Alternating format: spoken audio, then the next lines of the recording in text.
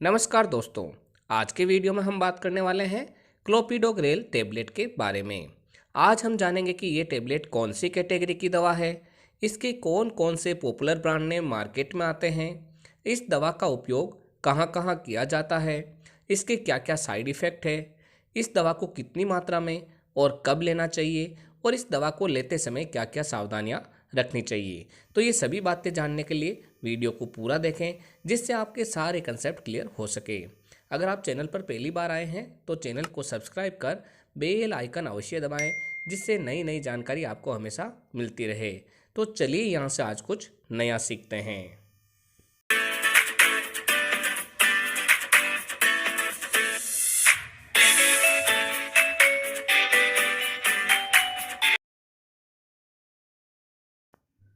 दोस्तों, क्लोपिडोग्रेल एक anti thrombotic दवा है, जिसे हम एंटी प्लेटलेट मेडिसिन भी कहते हैं।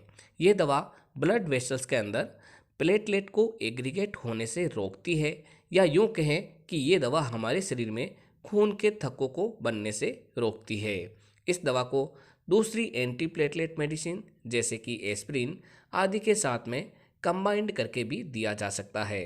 ये दवा उस मरीज को नहीं दी जाती है जिसमें कोई ब्लीडिंग डिसऑर्डर हो या खून बहने की संभावना हो।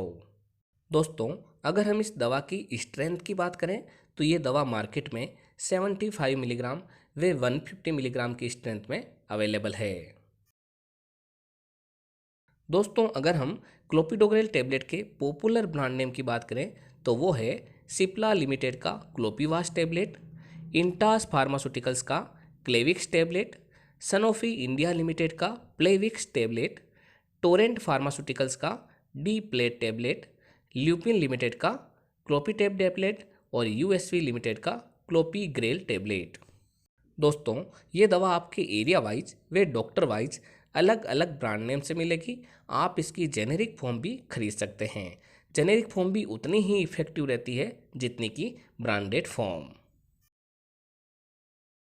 दोस्तों, अब हम बात कर लेते हैं क्लोपिडोग्रेल टेबलेट के प्रमुख यूजेस के बारे में। तो इसका सबसे पहला उपयोग है एक्यूट कोरोनरी सिंड्रोम में। दोस्तों, इस बीमारी में व्यक्ति के हार्ट में अचानक से ब्लड सप्लाई कम हो जाती है या बंद होने लगती है, जिससे मरीज में चेस्ट पेन होने लगता है, जो कि आर्म व जबड़ों तक एक साथ फैल जाता है। इसमें मरीज को सांस लेने में दिक्कत आती है तथा अचानक से बहुत सारा पसीना आने लगता है। तब डॉक्टर द्वारा इस दवा को 75 मिलीग्राम या फिर 150 मिलीग्राम की स्ट्रेंथ में प्रेस्क्राइब किया जाता है। दोस्तों, इसका अगला उपयोग है इस्चेमिक स्ट्रोक नामक बीमारी में।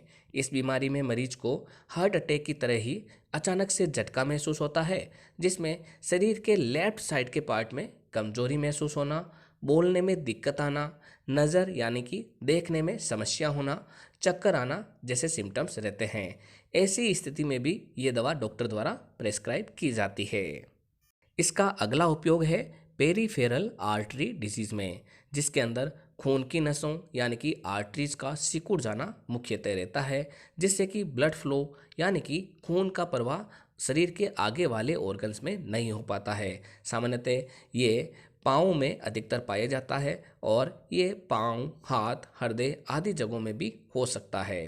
दोस्तों, जब भी ऐसी समस्या आती है तो पर्टिकुलर जगह पर दर्द रहता है। इस कंडीशन में भी डॉक्टर द्वारा क्लोपिडोग्रेल टेबलेट प्रेस्क्राइब की जाती है। दोस्तों, अगर हम शॉर्ट में बात करें तो ये दवा खून के थक्के के निर्माण को रोकती है, या अगर बन भी गया है तो उसको डिसॉल्व करने में काम आती है। दोस्तों, अब हम बात कर लेते हैं कि ये दवा कब व कैसे लें। इसकी अगर हम डोज की बात करें तो ये दवा 75 मिलीग्राम टेबलेट दिन में एक बार खाना खाने के बाद दी जाती है।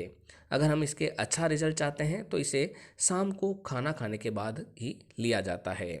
दोस्तों, इस दवा को इमरजेंसी कंडीशन जैसे कि इस्चेमिक स्ट्रोक के अंदर डॉक्टर द्वारा 150 मिलीग्राम से लेकर 300 मिलीग्राम तक की डोज को स्टेट यानी कि इमीडिएटली लेने की सलाह दी जाती है, जिससे मरीज को तुरंत प्रभाव मिल सके। दोस्तों, अगर हम बात करें इस दवा के प्रमुख साइड इफ़ेक्ट के बारे में तो इसके जो प्रमुख साइड इफ़ेक्ट है वो है ब्लीडिंग का होना यानी कि पेशाब तथा मल में खून का आना, साथ ही साथ चेहरे तथा जीभ पर सफ़ेद निशान का होना, चमड़ी का लाल हो जाना यानी कि रेड स्किन होना, सांस लेने में परेशानी होना, हेडेक होना, लूज मोशन होना, चेंज इन टेस्ट यानी कि स्वाद का बदलना और इनडाइजेशन यानी कि पाचन में कमी आना आदि रहते हैं। इसके अलावा कोई भी अनवांटेड इफेक्ट अगर आपको लगे तो तुरंत इस दवा को बंद कर अपने डॉक्टर की सलाह लेनी चाहिए। दोस्तों अब हम बात कर लेते हैं कि इस दवा को लेते समय क्या क्या सावधानियां रखनी चाहिए।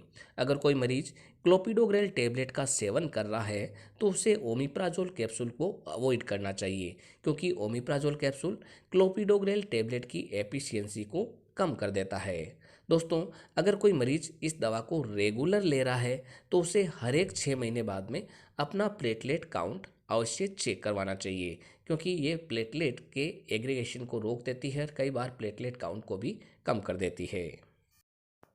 तो दोस्तों ये थी जानकारी क्लोपिडोग्रेल टेबलेट के बारे में। जब भी कोई दवा लें तो अपने डॉक्टर की सलाह से ही लें। इसी तरीके के वीडियो देखने के लिए हमारे चैनल को सब्सक्राइब कर बेल आइकन अवश्य दबाएं, जिससे नई नई जानकारी आपको सही समय पर मिलती रहे। एक बार फिर मिलते हैं एक नई दवा की जानकारी लेकर एक नई वीडियो के साथ। तब तक के लिए धन्यवाद।